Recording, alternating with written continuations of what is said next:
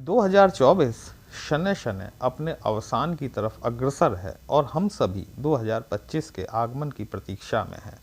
दोस्तों, जब भी कोई पुराना साल जाता है अपने साथ कुछ बुरी यादें, कुछ खट्टे मीठे अनुभव छोड़कर जाता है। वहीं हमारी अपेक्षाएं आने वाले नए साल के प्रति कुछ ज़्यादा होती हैं। खासकर हमारे मकर राशि के जातक अथवा जातिका जो कि पिछले 7.5 सालों से शनि की पीड़ा को झेल रहे थे, जिन्होंने शनि से संबंधित समस्त लगभग सभी प्रकार के दुख जिन्होंने बर्दाश्त किए, वो उनके लिए 2025 एक जीवन की आस लेकर आने वाला है। और ये 2025 मकर राशि के जातक अथवा जातिका किस प्रकार से आपके लिए रहेगा, इसी पर हम आज विश्लेषण करने वाले हैं। नमस्कार दोस्तों, कैसे हैं आप सभी। मैं आपका ज्योतिष मित्र श्लोक वर्मा आपके अपने चैनल श्री हनुमंत कृपा में आपका हार्दिक स्वागत करता हूं, अभिनंदन करता हूं। साथ ही बड़े भैया श्री हनुमान जी से निवेदन करता हूं कि वे अपने हनुमत कृपा परिवार के सभी सदस्यों को, नए जुड़ने वाले सभी सदस्यों को सुख समृद्धि प्रदान करें, उन्हें उनके कार्यों में आशातीत सफलता प्रदान करें। आप सभी शनि की पीड़ा से पीड़ित थे। शनि आपके फर्स्ट हाउस के और सेकंड हाउस के स्वामी होते हैं, मतलब आपकी लग्न के और द्वितीय भाव के स्वामी होते हैं, धन भाव के। 7.5 साल के इस पीरियड के दौरान, मतलब कहें कि 7.5 के इस दौर में आपने आर्थिक अभाव झेले, आपने अपनों को खोया, आपके अपने पराये हो गए। ठीक है, मतलब जीवन में जितनी भी प्रकार की विफलताएं होती हैं, उन सभी विफलताओं को आपने देख लिया। अब शनि से संबंधित ज्ञान देने की कोई आवश्यकता नहीं है। आप जानते हैं कि आपके कर्मों का फल आपको किस प्रकार से मिलता है, शनिदेव किस प्रकार देते हैं। दोस्तों, ये जो वार्षिक विश्लेषण होता है ना, ये स्पेशली 4 प्लैनेट्स पे डिपेंड होता है, जो कि बड़े और एक भाव में लंबे समय तक रहने वाले प्लैनेट होते हैं और हमारे जीवन पर गहरा प्रभाव यही 4 प्लैनेट्स डालते हैं, शनि, राहु, केतु और गुरु। तो हम जो आज वार्षिक विश्लेषण करने जा रहे हैं आपके लिए, ये बेसिकली इन्हीं पर डिपेंड है। और जब हम 4 प्लैनेट्स को एक विश्लेषण में शामिल करते हैं तो वीडियो थोड़ा सा लंबा होना स्वाभाविक हो जाता है। आपसे करबद्ध क्षमा प्रार्थी हूँ कि वीडियो थोड़ा सा लंबा है। मैंने कम शब्दों में इसे संजोने का प्रयास किया है। कहीं भी आपको अच्छा लगता है तो कमेंट बॉक्स में जय श्री राम लिखेंगे, आपको भी अच्छा लगेगा, हमें भी अच्छा लगेगा आपके लिए इस तरह के विश्लेषण लाने के लिए। देखिए, तीसरा घर जो होता है ना, चंद्रमा से तीसरा घर, ये हमारा पराक्रम का भाव होता है। हमारा डिसीजन, हमारा करेज, हमारा अड़ोस पड़ोस, हमारे छोटी भाई बहन, ये सभी इस भाव से देखे जाते हैं। और हाँ, आईटी तो इसका मेजर पार्ट होता है। ठीक है, टेक्नोलॉजी का भाव है ये, आईटी रिलेटेड, इंटरनेट का भाव है, मास कम्युनिकेशन का भाव है, मीडिया का भाव है। शनि जब आपके 30 मार्च को 2025 को जब आपका द्वितीय भाव छोड़ेंगे, जो आप अब तक अभी तक फाइनेंशियल रूप से आप अपने आप को स्टक महसूस कर रहे थे, फंसा हुआ महसूस कर रहे थे, चीज़ें आपके आउट ऑफ कंट्रोल थीं, 15 नवंबर 2024 के बाद से आपको उत्तरोत्तर सुधार की स्थितियां देखने को मिलेंगी। क्योंकि कोई भी प्लैनेट जब वक्री से मार्गी होता है ना, तो आपको अपने अगले भाव के फल देना शुरू कर देता है, जहाँ पे कि वो जाने वाला होता है। और जनवरी से आपको शनि तृतीय भाव के फल देना शुरू कर देंगे। आपको धीमे धीमे चीज़ों में अंतर आता महसूस होने लगेगा। वे सभी जातक अथवा जातिका जो कि आईटी फील्ड से रिलेटेड हैं, स्पेशली मकर राशि के, उनके लिए अगला साल 2025 बहुत बढ़िया साबित होने वाला है। अब कैसे होगा, अकेले शनि ही इसके लिए हैं या और भी कोई प्लैनेट है? बिल्कुल है, वीडियो को अंत तक जरूर देखिएगा। ठीक है, तो शनि महाराज जब यहाँ पर आकर बैठेंगे ना, तो ये आपके, देखिए, थोड़ा सा तृतीय भाव जो होता है ये हमारे छोटे भाई बहनों का होता है। छोटे भाई बहनों के साथ में यदि 7.5 के दौरान आपके रिलेशंस में किसी प्रकार की कोई दरार आई है, इस खाई को इस दौरान भरने का प्रयास जरूर करें। क्योंकि जब भी कोई प्लैनेट आपके 3rd हाउस में आकर बैठता है तो वो उसकी सप्तम दृष्टि, जो कि पूर्ण दृष्टि मानी जाती है, आपके भाग्य भाव पर पड़ती है। शनि तृतीय भाव में आपके 2.5 साल तक रहने वाले हैं, मतलब 2.5 साल तक शनि आपके भाग्य का निर्धारण करने वाले हैं।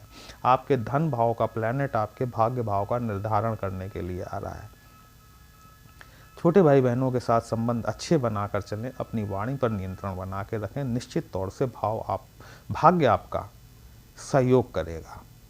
अगर आप आईटी फील्ड के हैं तो मैंने आपको बता ही दिया, वे सभी व्यापारी वर्ग जो कि आईटी फील्ड से रिलेटेड हैं या ऑनलाइन व्यवसाय करते हैं, खरीद फरोख्त का काम करते हैं, बायर सेलर हैं ऑनलाइन पे, यदि आप यूट्यूबर हैं, आप इन्फ्लुएंसर हैं, सोशल मीडिया पे हैं, एंकर हैं आप, निश्चित तौर पर 2025 का साल यदि आप मकर राशि के लिए तो बहुत अच्छा होने वाला है। शनि की देखिए 3 दृष्टियाँ होती हैं, तीसरी, 7वीं और 10वीं। 7वीं दृष्टि तो सभी के पास कॉमन होती है। शनि की जो तीसरी दृष्टि होती है ना, वो थोड़ी ख़राब मानी जाती है एस्ट्रोलॉजी के अंदर, ठीक है। तो शनि की तीसरी दृष्टि जो है आपके पंचम भाव पर पड़ रही है, जो कि वर्तमान परिस्थितियों में जुपिटर अर्थात गुरुदेव बृहस्पति वक्री स्थिति में बैठे हुए हैं 14 मई 2025 तक। मतलब जब शनि ट्रांजिट करके आपके 3rd हाउस में आएंगे तो तकरीबन 2 माह का समय तो गुरुदेव बृहस्पति यहाँ पर संभाल लेंगे, लेकिन फिर 14 मई को गुरु यहाँ से 6वें भाव में ट्रांजिट कर जाएंगे। 2.5 वर्ष तक आपका पंचम भाव जो है वो शनि की तृतीय दृष्टि की निगाह में रहेगा, तृतीय दृष्टि के अंतर्गत रहेगा। तो पंचम भाव जो होता है आपकी संतान का होता है, एजुकेशन का होता है, लव रिलेशंस का होता है, रोमांस का होता है, पूर्व जन्म में किए गए कर्मों का निर्धारण भी पंचम भाव करता है, आपके स्टॉक से रिलेटेड होता है, स्पेकुलेशन, जुआ, सट्टा बाजार, ये सभी चीज़ें पंचम भाव के अंतर्गत आती है दोस्तों। यदि आपकी पत्रिका में शनि शुभ है तो आपको स्टॉक में इन्वेस्ट, तो भी आप, मैं ये कहूँगा कि तो भी आपको स्टॉक में इन्वेस्ट करने से पहले एक बार अच्छी तरीके से, 2 बार अच्छी तरीके से सोच लेना चाहिए। डिसीजन लेने के पश्चात ही आपको स्टॉक में इन्वेस्ट करना चाहिए। शनि क्या है ना, देखिए शनि न्याय फलदाता, कर्म फलदाता तो हैं ही, आपने हर जगह सुना होगा, लेकिन साथ ही साथ शनि अनुशासन के कारक भी हैं, डिसिप्लिन जो है वो भी शनि है। शनि से ही जो है ना रूढ़िवादिता देखी जाती है, पुरानी चीज़ों के प्रति लगाव जो होता है वो भी शनि से ही देखा जाता है, ठीक है। शनि नूतनता के विरोधी हैं, पुरातन चीज़ों को अपने साथ संजो कर रखना चाहते हैं, ठीक है। तो यहाँ पर यदि आप अनुशासन से चलेंगे तो शनि आपको कोई कष्ट नहीं देंगे। और यदि आपने, शनि क्या है, आलस्य भी देते हैं, अनुशासन मांगते हैं लेकिन आलस्य देते हैं। अब अगर आपने अनुशासन अपना लिया, अगर 6 बजे सोकर उठना है तो 6 बजे ही सोकर उठना है, तो आपकी पढ़ाई बाधित नहीं होगी, अन्यथा 2.5 साल तक शनि महाराज यहाँ पर आपकी पढ़ाई को बाधित जरूर करेंगे। वाणी में विनम्रता जरूरी है, अन्यथा लव रोमांस की स्थिति में आपके लिए कुछ ना कुछ दिक्कत खड़ी हो सकती है यदि शनि शुभ नहीं है तो। देखिए जब तक जुपिटर है तब तक के लिए ये भाव जो है, इस समय जुपिटर आपके पंचम भाव में बैठे हुए हैं, जो भी माता बहनें संतान के इच्छुक हैं उनके लिए बहुत ही उत्तम समय है ये। इस समय कंसीव करने के लिए बहुत बढ़िया टाइम है, ठीक है। शनि की दशम दृष्टि जो होती है वो आपके 12th हाउस पर पड़ेगी। 12th हाउस जो है ये आपके विदेश यात्रा से संबंधित होता है, यहाँ पर गुरु की भी दृष्टि पड़ेगी, ठीक है। तो शनि जो है ना थोड़ा सा, जैसे मैंने कहा कि रूढ़िवादिता है, चीज़ों को पुरातन चीज़ों से जोड़ के देखते हैं, थोड़ा सा स्पिरिचुअलिटी बढ़ेगी आपके अंदर, आध्यात्मिक होंगे आप, ठीक है। क्योंकि देखिए अब आध्यात्मिकता की तरफ आपका रुझान बढ़ना भी है, क्योंकि आपने जीवन के उन कठिनतम दौर को देख लिया है जहां आदमी स्वतः आके ये मान लेता है कि सब कुछ व्यर्थ है, ठीक है। तो ये तो आपका शनि का भाव था। अब हम बात करते हैं आपके जुपिटर की, जो कि पंचम भाव में बैठे हैं। 14 मई 2025 को गुरुदेव जो है यहाँ से ट्रांजिट करेंगे। 5 फरवरी तक तो देखिए वक्री स्थिति में है, 5 फरवरी के बाद में जुपिटर 6वें भाव की तरफ बढ़ना शुरू करेंगे। तो ये मान के चलें कि जनवरी से ही आपको जुपिटर के रिजल्ट भी मिलने शुरू हो जाएंगे धीमे धीमे आपको 6वें घर के। अब 6वां घर क्या होता है, रोग ऋण शत्रुओं से संबंधित होता है, सेवा भाव होता है, कर्म का भाव भी माना जाता है 6वां भाव, ठीक है। थोड़ा सा आपको अपने हेल्थ पे फोकस करना है, क्योंकि 6वें घर में जब गुरु आएंगे ना तो ये उदर संबंधी रोग दे सकते हैं, मतलब लीवर से संबंधित आपको समस्याएं आ सकती है, इंडाइजेशन की समस्या आपको हो सकती है। यदि आप बड़ा लोन लेना चाह रहे हैं मिल सकता है, लेकिन लोन लेने से आपको इस समय बचना चाहिए, क्योंकि बड़े ग्रहों के ट्रांजिट में 6वें घर में ट्रांजिट के समय लिया गया ऋण काफ़ी लंबे समय तक चलने वाला होता है, यहाँ पर समस्याएँ खड़ी हो सकती हैं, रीपेमेंट में दिक्कत आती है। तो अगर आप कर्ज की स्थितियों से बच सकें तो उतना ज़्यादा अच्छा है। देखिए जुपिटर के साथ में एक बड़ी महत्वपूर्ण चीज़ होने वाली है कि जुपिटर 2025 में अतिचारी होंगे। आप जानते हैं कि जुपिटर एक भाव में 1 साल तक रहते हैं, लेकिन अक्टूबर 2025 में ही जुपिटर आपका 6वें घर को छोड़ देंगे और आपके 7वें भाव में आ जाएंगे। 7वां भाव आप जानते हैं विवाह से संबंधित होता है। वे सभी जातक अथवा जातका जो कि अपने विवाह के लिए इच्छुक हैं, उनके लिए बहुत बढ़िया टाइम होगा अक्टूबर से, ठीक है। लेकिन फिर यही जुपिटर वक्री होंगे और वक्री होकर वापस 6वें घर में आ जाएंगे। डिसीजन मेकिंग के लिए बहुत बहुत स्ट्रगल वाला पीरियड रहेगा। बहुत सोच समझ कर आपको डिसीजन लेना है, क्योंकि इस दौरान 2025 के पीरियड के दौरान लिया गया डिसीजन आपको काफ़ी लंबे समय तक इम्पैक्ट करने वाला रहने वाला है, ठीक है। तो जो भी आप डिसीजन लें, चाहे जीवन साथी से रिलेटेड लें, अपने व्यवसाय से रिलेटेड लें, कर्म से रिलेटेड लें, लोन से रिलेटेड लें, कुछ भी लें आप डिसीजन, बहुत सोच समझकर 4 बार समझने के बाद में तब डिसीजन लीजिएगा, अन्यथा चीज़ें कुछ आउट ऑफ कंट्रोल हो सकती हैं। 6वें घर में जब जुपिटर बैठेगा ना, तो इसकी पंचम दृष्टि आपके कार्य क्षेत्र पर पड़ती है, 10वें भाव पर। आप जानते हैं पद प्रतिष्ठा मान मर्यादा का होता है। बृहस्पति भी चीज़ों को बढ़ाते हैं, एनहांस करते हैं। जब जुपिटर की पंचम दृष्टि आपके 10वें भाव पर पड़ेगी, स्वाभाविक सी बात है कि आपका यदि कोई प्रमोशन पेंडिंग है, प्रमोशन हो सकता है, इंक्रीमेंट पेंडिंग है, इंक्रीमेंट हो सकता है, आपके रिस्पॉन्सिबिलिटीज़ में विस्तार हो सकता है, चीज़ें आपको ज़्यादा बढ़ के मिल सकती हैं। आप एक डिपार्टमेंट के हेड हैं, आपको दूसरे डिपार्टमेंट का चार्ज भी दिया जा सकता है। लेकिन जब कोई रिस्पॉन्सिबिलिटी बढ़ती है ना दोस्तों, तो साथ में कुछ समस्याएँ भी लेकर आती है। ये बात आपको समझना चाहिए, ठीक है। लेकिन अगर कार्य क्षेत्र की दृष्टि से देखा जाए तो 2025 मकर राशि वालों के लिए बहुत बढ़िया होने वाला है। जुपिटर की 7वीं दृष्टि आपके 12th हाउस पर पड़ेगी, जहाँ पे कि सैटर्न की 10th एस्पेक्ट पड़ेगी। आध्यात्मिकता का भाव है, देखिए विदेश यात्राओं का भाई भाव है। यदि आप विदेश जाने के इच्छुक हैं, सैटर्न और जुपिटर दोनों मिला के आपको विदेश भेज देंगे। यदि आप व्यवसाय करते हैं विदेशों से, एक्सपोर्ट इम्पोर्ट का काम है, निश्चित तौर पर आपको लाभ बढ़ के मिल सकता है, ठीक है। जो चीज़ें अभी तक आपने लूज़ की हैं ना इस 7.5 के दौरान, वो अब आपको यहाँ पर देखने को मिलेगा कि हाँ, चीज़ें अच्छी भी होती हैं। अभी तक आपको सिर्फ बुरे बुरे का अनुभव हुआ, लेकिन अब आपको अच्छी चीज़ों का भी अनुभव होना शुरू होगा। 6वें घर में बैठे हुए जुपिटर की 9वीं दृष्टि आपके धन भाव पर पड़ेगी, 2nd हाउस पर, जिसे कि सैटर्न अभी छोड़ कर गए हैं।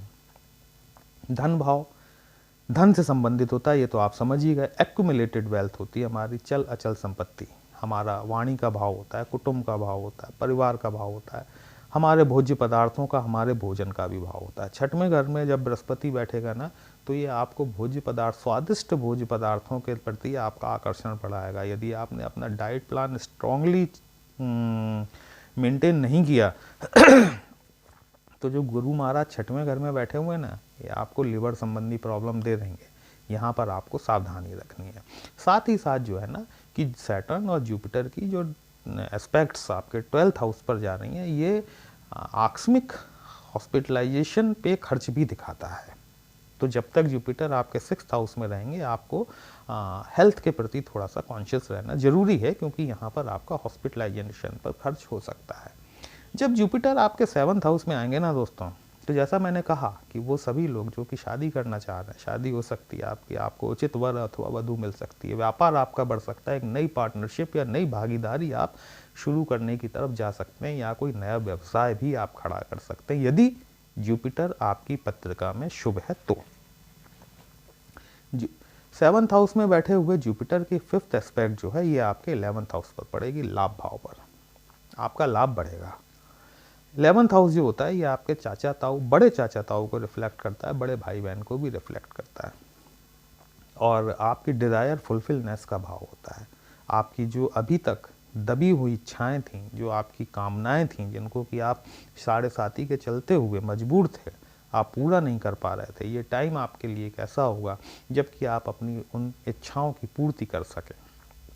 अब इच्छा कैसी हैं, ये आप पर निर्भर करता है, क्योंकि जुपिटर से आप एक आध्यात्मिक प्लैनेट से आप यदि आध्यात्मिक इच्छाएं करेंगे, आप धन संबंधी इच्छाएं कर सकते हैं, लेकिन अनर्गल इच्छाएं आप करेंगे तो जुपिटर पूरी नहीं करेंगे वो, ठीक है। तो इच्छाएं ऐसी रखिएगा जो कि तर्क संगत हों। जुपिटर निश्चित तौर पर उन इच्छा पूर्ति में आपका सहयोग जरूर करेंगे, कार्य तो आपको ही करना होगा। 7th हाउस में बैठे हुए जुपिटर की सेवंथ एस्पेक्ट जो है वो आपके फर्स्ट हाउस पर पड़ती है, लग्न पर पड़ती है, आपके स्वयं पर। लग्न मतलब आप खुद हो गए, आपकी कैरेक्टरिस्टिक हो गई, आपकी वाणी अत्यंत मधुर होगी, आपकी पर्सनालिटी जो अभी तक 7.5 के चलते हुए आपका कॉन्फिडेंस लूज हुआ था, जो आपकी पर्सनालिटी में एक डाउनफॉल आपको देखने को मिला था, जो आपको डीफेम देखने को मिला था, वो अब धीमे धीमे आपको पॉजिटिवली चेंज होता हुआ दिखाई देगा। आपकी पर्सनालिटी डेवलप होगी, आपका कॉन्फिडेंस डेवलप होगा, आपका डीफेम फेम में कन्वर्ट होगा। जब गुरु आपके सप्तम भाव में बैठेंगे, ये पॉजिटिव चीज़ें आपके साथ होने वाली हैं, ठीक है। वैसे भी जब शनि जाते हैं ना 7.5 से छोड़ के, तो बहुत कुछ देकर जाते हैं, क्योंकि ले तो उन्होंने सब कुछ लिया होता है 7.5 के दौरान। जाते जाते फिर क्या करता है आदमी, थोड़ा सा देकर जाता है कि लो भाई तुमसे लिया था, तुम्हें सजा दी, उसके बदले में आप रो मत बच्चे, खुश हो जाओ, है ना। तो 7th हाउस में बैठे हुए जुपिटर की 9th एस्पेक्ट जो है 3rd हाउस पर पड़ेगी, जहाँ पर कि शनि महाराज बैठे हुए हैं। जो मैंने स्टार्टिंग में कहा था कि आपका ऑनलाइन क्षेत्र बढ़ेगा। जुपिटर की दृष्टियों में अमृत होता है। देखिए, जिस भी जब भाव पर दृष्टि पड़ती है ना इसकी, उसको विस्तारित कर देते हैं, बढ़ा देते हैं। ऑनलाइन सेक्टर में काम करने वाले लोगों की पौ बारह होने वाली है, वो चांदी काटने वाले हैं, निश्चित, इसमें कोई दो राय नहीं है। जो भी लोग एंकर हैं, मास मीडिया से रिलेटेड हैं, कम्युनिकेशन से रिलेटेड हैं, इन्फ्लुएंसर हैं, सोशल मीडिया पर हैं, उनके लिए बहुत अच्छा टाइम होने वाला है। अगले 2025 में आपके लिए संभावनाओं के द्वार निश्चित तौर पर खुलते हुए दिखाई देते हैं। अब हम बात करते हैं आपके राहु और केतु महाराज की। बहुत इंपॉर्टेंट प्लैनेट है ये। होता तो इनका कोई भी भाव नहीं है, लेकिन जिस भी भाव में बैठते हैं ना, जिस भाव के स्वामी के साथ इनका कांटेक्ट बन जाए, उसी की तरह से व्यवहार करना शुरू कर देते हैं। तो राहु महाराज जो है, शनि जब आपके 3rd हाउस में आएंगे तब 1-1.5 माह तक राहु के साथ रहेंगे। ये जो टाइमिंग है, ये थोड़ी सी सावधानी बरतने वाली रहेगी, क्योंकि यहाँ पर राहु और शनि का जो संयोग बन रहा है वो कुछ ठीक नहीं है। तो 1-1.5 माह तक यहाँ पर सावधानी बरतिएगा। उसके बाद राहु ट्रांजिट कर जाएंगे अप्रैल के महीने में, और जो है कि आपका 3rd हाउस में शनि रह जाएंगे और 2nd हाउस में राहु पहुँच जाएंगे। यदि राहु आपकी पत्रिका में शुभ हैं, देखिए, तो गुरु और राहु ये दोनों मिलके आपके बैंक बैलेंस को बढ़ाने का काम जरूर करेंगे। आपके परिवार में किसी न किसी प्रकार की बदली हो सकती है, चाहे किसी जन्म के द्वारा हो अथवा किसी विवाह के द्वारा हो, ठीक है। यहाँ पर ये पॉजिटिव चीज़ आपको इस साल 2025 में जरूर देखने को मिलेगी। 7.5 के दौरान हो सकता है कि आपने अपने परिवार के किसी सदस्य को खोया हो, लेकिन जुपिटर के और राहु के इस गोचर के दौरान आपको परिवार में वृद्धि जरूर देखने को मिलेगी। केतु महाराज जो कि अभी तक आपके 9वें भाव में बैठे हुए थे, भाग्य भाव में, तो यहाँ पर जो है ना, ये आपके अष्टम भाव में आ जाएंगे। अष्टम भाव क्या होता है कि आप जानते हैं, रहस्यों का भाव है, और केतु भी एक रहस्यों से भरा हुआ प्लैनेट है। अष्टम भाव आपको डीप रिसर्च की तरफ ले जाता है। देखिए, आप अपने फील्ड में ना तो हर आदमी अकल्ट में इंटरेस्ट रखता है, ना वो तांत्रिक मांत्रिक अथवा एस्ट्रोलॉजर हो सकता है, लेकिन वो कार्य जरूर करता है, भले वो किसी भी फील्ड में कार्य करे। तो आपको अपने फील्ड की तरफ डीप नॉलेज होनी चाहिए, फील्ड की तरफ से, और ये केतु महाराज यहाँ 18 महीने बैठकर करवाने वाले हैं। आपका यदि थोड़ा सा भी रुझान अकल्ट के प्रति है, तो आप देखेंगे कि आपका रुझान अकल्ट में ज़्यादा बढ़ जाएगा 18 महीनों तक के लिए, ठीक है। कई लोग एस्ट्रोलॉजी भी शुरू कर सकते हैं इस दौरान, है ना। कई लोग तंत्र मंत्र में जा सकते हैं, कई लोग आध्यात्मिकता के क्षेत्र में जा सकते हैं, लेकिन मेरा कहना यह है कि अगर आप जिस किसी भी फील्ड में हैं, उसकी डीप नॉलेज आप लें। डीप नॉलेज कहीं ना कहीं आपको फ़ायदा जरूर देगी। तो यहाँ बैठकर केतु महाराज आपका जो है, जो कॉन्टैक्ट बनवाएंगे, वो आपको डीप रिसर्च से बनवाएंगे, और जितना भी आप डीप रिसर्च में उतरेंगे, उतना ही आपको आपके कर्म क्षेत्र में फ़ायदा मिलेगा। शायद मैंने बताया अथवा नहीं बताया कि 3य भाव में बैठे हुए प्लैनेट का सीधा सीधा कांटेक्ट जो है, जो सप्तम दृष्टि होती है, वो आपके भाग्य पर पड़ती है, भाग्य भाव पर। 2.5 साल तक शनि महाराज आपके भाग्य को इम्पैक्ट करने वाले हैं। यदि आप अपने छोटे भाई बहनों के साथ में रिलेशन बहुत अच्छे बनाकर चलेंगे, यदि साढ़े साती के दौरान रिलेशन में किसी प्रकार की कोई खटास आई थी, उन्हें मेंटेन करने का प्रयास कीजिएगा दोस्तों, ठीक है ना। क्योंकि ठीक है, आपका भाग्य पीड़ित नहीं होना चाहिए, क्योंकि यदि आपका भाग्य पीड़ित हो गया ना, फिर कुछ नहीं हो सकता। हमारा जीवन हमारे भाग्य पे बहुत कुछ निर्भर है। कर्म अपनी जगह है, कर्म का परसेंटेज अलग है, भाग्य का जो परसेंटेज अलग होता है। भाग्य का सहयोग हट जाए तो आप सभी लोगों ने देखा होगा इस साढ़े साती के दौरान, ठीक है, कुछ बोलने की आवश्यकता नहीं है मुझे। तो ये 2025 का आपका विश्लेषण था। यदि आपको अच्छा लगा हो तो चैनल को लाइक, शेयर और सब्सक्राइब जरूर कीजिएगा। हमसे यदि पत्रिका का विश्लेषण कराना चाहते हैं, हमारा व्हाट्सएप नंबर थंबनेल में दिया गया है। एक छोटी सी पर्सनल कंसल्टेशन की फ़ीस होती है, वो आप फीस पे करेंगे, हमारे द्वारा आपको उचित समाधान देने का प्रयास जरूर किया जाएगा। चलिए फिर मिलते हैं एक नई राशि के साथ, तब तक के लिए जय श्री राम।